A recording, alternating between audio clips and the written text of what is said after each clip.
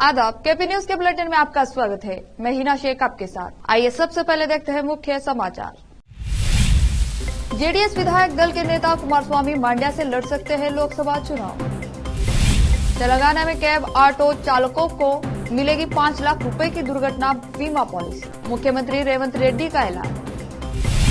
तेलंगाना में यूनिवर्सिटी के अंदर बवाल, 80 छात्रों को किया गया सस्पेंड। जूनियर्स पर डाल रही थी गाना गाने और नृत्य करने का दबाव। लोकसभा चुनाव में 50% वोट शेयर का लक्ष्य। बीजेपी का ऐलान, देश भर में करेंगे 5000 सम्मेलन। केरल में कांग्रेस के मार्च में हिस्सा। पुलिस के आंसू गैस छोड़े जाने से सांसदों विधायकों की हुई बेचैनी।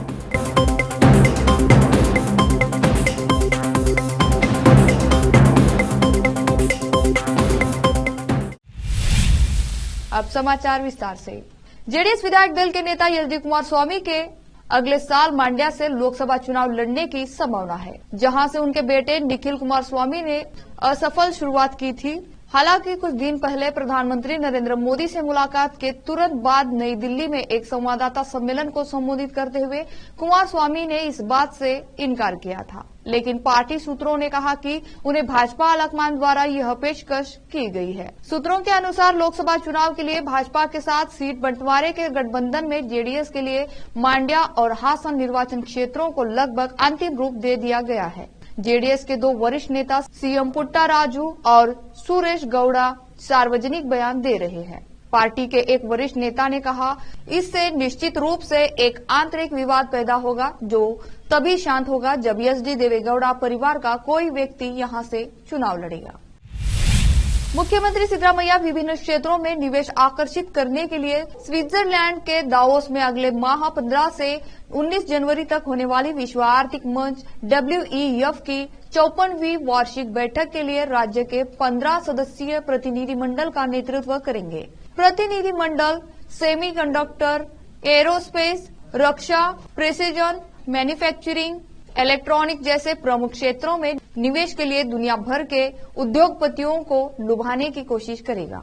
सूत्रों ने बताया कि इसमें माइक्रोसॉफ्ट के अध्यक्ष और CEO सत्यनारायण नडेला, IT और विनिर्माण कंपनियों के अन्य प्रमुख दिग्गजों के साथ बातचीत होने की उम्मीद है। मुख्यमंत्री के साथ प्रमुख उद्योग मंत्री MB पाटिल और IT-BT मंत्री प्रियांक खड़गे भी होंगे। वरिष्ठ IAS अधिकारी एवं मुख्यमंत्री के अपर मुख्य सचिव, यल के आर्थिक, उद्योग और IT-BT विभागों के प्रमुख सचिव और सचिव प्रतिनिधिमंडल का हिस्सा होगा।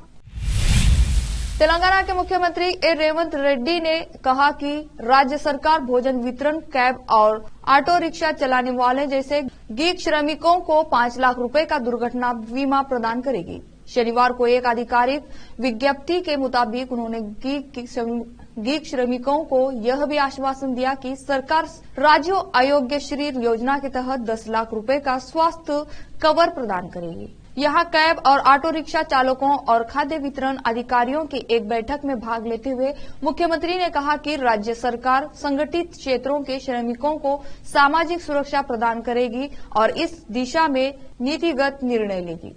विज्ञप्ति में कहा गया है कि रेड्डी ने वादा किया कि राज्य सरकार राजस्थान में गीग श्रमिकों के लिए मौजूदा नीति का अध्ययन करेगी और अगले राज्य बजट सत्र में एक प्रभावी कानून पेश करेगी। उन्होंने एक खाद्य वितरण कार्यकारी के परिवार को 2 लाख रुपए की वित्तीय सहायता की भी घोषणा की, जिसकी 4 महीने पहले एक इमारत से गिरने के बाद मृत्यु हो गई थी।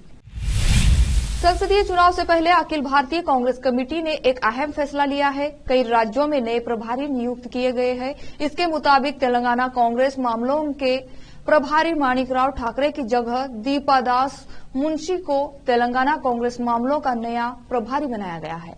बता दें कि दीपादास मुंशी ने तेलंगाना विधानसभा चुनाव पर्यवेक्षक के तौर पर काम किया था। तेलंगाना में कांग्रेस को सत्ता में लाने में अहम भूमिका निभाने वाले माणिकराव ठाकरे को गोवा के साथ देव दमन का प्रभारी नियुक्त किया गया है। आंध्र प्रदेश, जहां अगले 3 महीनों में चुनाव होने हैं, वहां भी प्रभारी बदल दिया गया है। मिनिकम टाइगर को AP का नया प्रभारी नियुक्त किया गया है, जो तेलंगाना के प्रभारी रह चुके हैं। तेलंगाना के एक विश्वविद्यालय में जूनियर छात्रों पर कथित रूप से गाना गाने और नृत्य करने का दबाव डालने के लिए पोस्ट ग्रेजुएशन की 80 छात्रों को छात्रावास के 1 सप्ताह के लिए निलंबित कर दिया गया है। अधिकारियों ने शनिवार को यह जानकारी दी।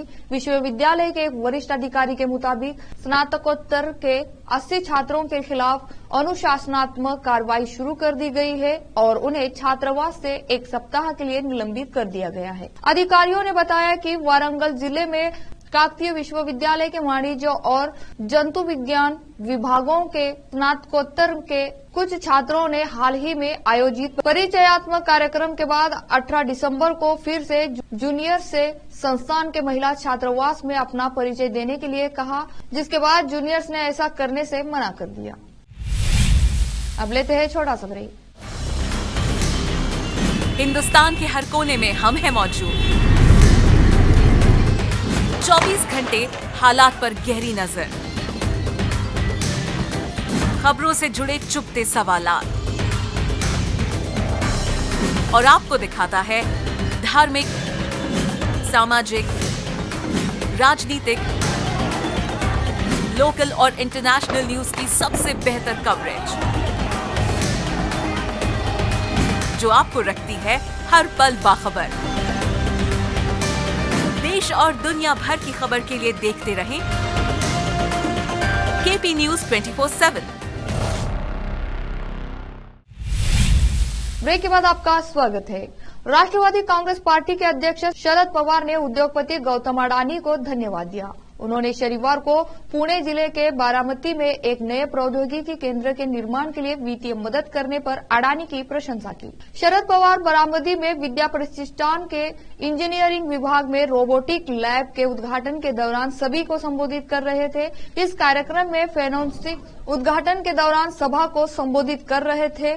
इस कार्यक्रम में फिनोलेक्स जे पावर सिस्टम लिमिटेड के चेयरमैन दीपक छाबरिया भी मौजूद थे। इस दौरान सभा को संबोधित करते हुए शरद पवार ने कहा कि टेक्नोलॉजी के कारण इंजीनियरिंग क्षेत्र तेजी से बदल रहा है। विद्या प्रतिष्ठान संस्थान ने एक नया प्रोजेक्ट हाथ में लिया है। पवार ने कहा कि एक ऐसा समूह बनाना बहुत जरूरी है जो आगे बढ़ने के लिए इन बदलावों को स्वीकार करने के लिए तैयार हो। उन्होंने आगे कहा, हम भारत में आर्टिफिशियल इंटेलिजेंस का पहला केंद्र बना रहे हैं और निर्माण कार्य चल रहा है।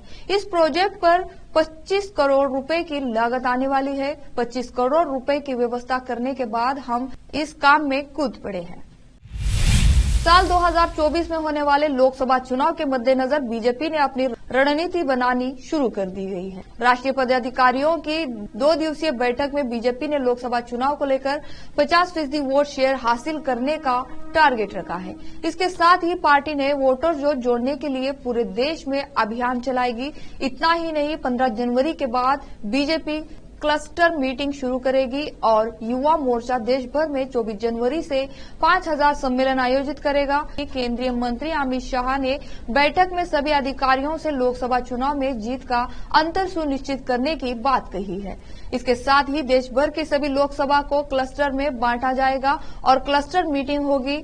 इनमें देश के प्रधानमंत्री नरेंद्र मोदी, गृह मंत्री अमित शाह, रक्षा मंत्री राजनाथ सिंह और बीजेपी राष्ट्रीय अध्यक्ष जेपी नड्डा जनसभाओं को संबोधित करेंगे। लोकसभा चुनाव से पहले कांग्रेस संगठन में बड़ा फेरबदल हुआ है। कांग्रेस नेता प्रियंका गांधी की जगह अविनाश पांडे को यूपी कांग्रेस का प्रभारी बनाया है। अब प्रियंका गांधी के पास किसी भी राज्य की जिम्मेदारी नहीं है। वहीं सचिन पायलट को छत्तीसगढ़ की जिम्मेदारी दी गई है। पायलट को कुमारी शैलजा की जगह नियुक्त किया गया है। इसके अलावा रमेश चिन्नीथल्ला को महाराष्ट्र और मोहन प्रकाश को बिहार का प्रभारी बनाया गया है। केसी वेणुगोपाल फिलहाल संगठन महासचिव बने रहेंगे।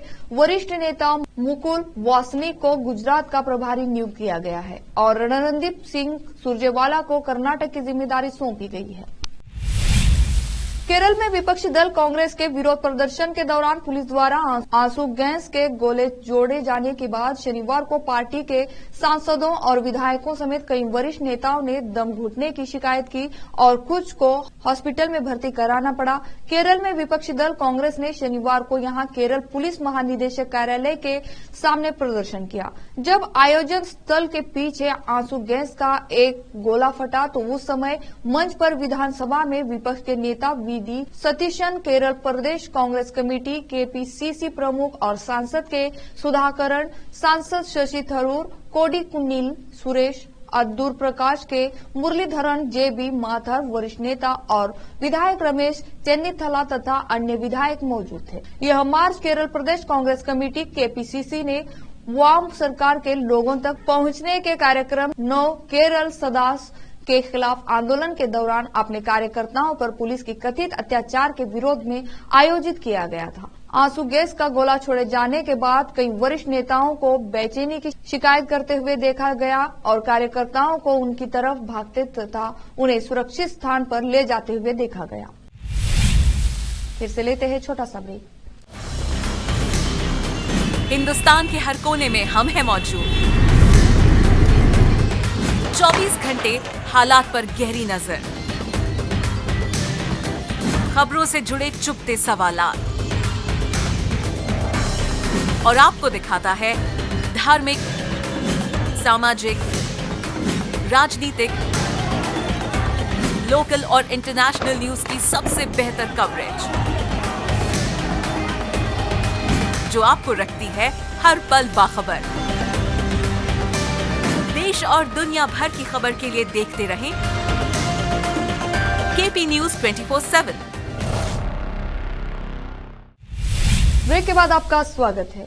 एयर इंडिया का पहला चौड़े आकार का A350-900 विमान यूरोप की प्रमुख विमानन कंपनी एयरबस की फ्रांस स्थित टूलूज इकाई से शनिवार को यहां पहुंचा। बयान के अनुसार VTJRA तौर पर पंजीकृत विमान राष्ट्रीय राजधानी स्थित इंदिरा गांधी अंतर्राष्ट्रीय हवाई अड्डा पर दोपहर 1:46 पर उतरा।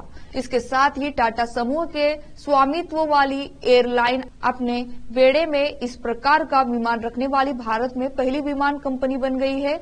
इसमें कहा गया है कि डिलीवरी उड़ान विशेष कॉल साइन AI-350 का उपयोग करके संचालित की जाती है। एयरलाइन ने कहा कि यह विमान एयर इंडिया के 20 एयरबस A350-900 के ऑर्डर में से पहला है। इसकी मार्च 2024 तक 5 और विमानों की आपूर्ति निर्धारित है।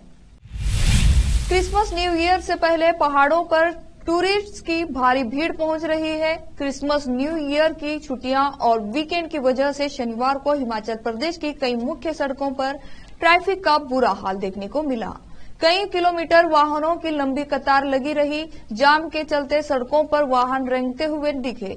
क्रिसमस न्यू ईयर सेलिब्रेशन के लिए सबसे ज्यादा लोगों की भीड़ मनाली पहुंच रही है। हिमाचल प्रदेश में कसोल और मनाली जैसे हिल स्टेशन पर बड़े पैमाने पर टूरिस्ट पहुंच रहे हैं। ज्यादातर लोग अपने प्राइवेट व्हीकल से पहाड़ों पर सफर करने पहुंचे, लेकिन शनिवार की शाम हिमाचल की सड़कों पर टूरिस्ट का सैलाब उमड़ पड़ा, जिसकी वजह से ट्रैफिक व्यवस्था चरमरा गई है। क्रिसमस की पूर्व संध्या नजदीक आने के कारण पर्यटक हिल स्टेशनों पर आने लगे हैं, जिससे वाहनों की आवाजाही धीमी हो गई है। आखिर में फिर से देखते हैं मुख्य समाचार। जेडीएस विधायक दल के नेता कुमारस्वामी मांड्या से लड़ सकते हैं लोकसभा चुनाव। तेलंगाना में कैब ऑटो चालकों को मिलेगी 5 लाख रुपए की दुर्घटना बीमा पॉलिसी। मुख्यमंत्री रेवंत रेड्डी का ऐलान। तेलंगाना में यूनिवर्सिटी के अंदर बवाल, 80 छात्रों को किया गया सस्पेंड। जूनियर्स पर डाल रही थी गाना गाने और नृत्य करने का दबाव। लोकसभा चुनाव में 50% वोट शेयर का लक्ष्य। बीजेपी का ऐलान। देश भर में करेंगे 5000 सम्मेलन। केरल में कांग्रेस के मार्च में हिस्सा। पुलिस के आंसू गैस छोड़े जाने से सांसदों विधायकों की हुई बेचैनी।